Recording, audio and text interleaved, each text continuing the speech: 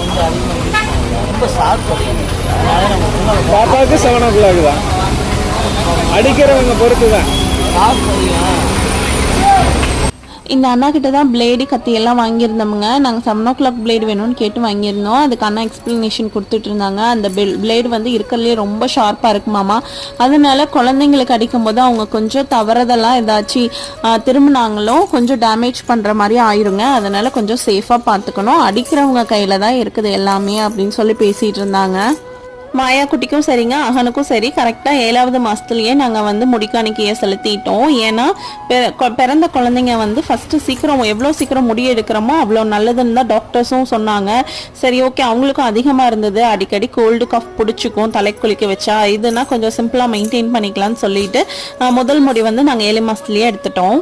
என்னன்னா குழந்தைங்களுக்கு உச்சி ஜாஸ்தியாக இருந்ததுன்னா கொஞ்சம் பார்த்து எடுக்கிற மாதிரி இருக்குங்க. மற்றபடி எதுக்குமே பயப்பட தேவையில்லை.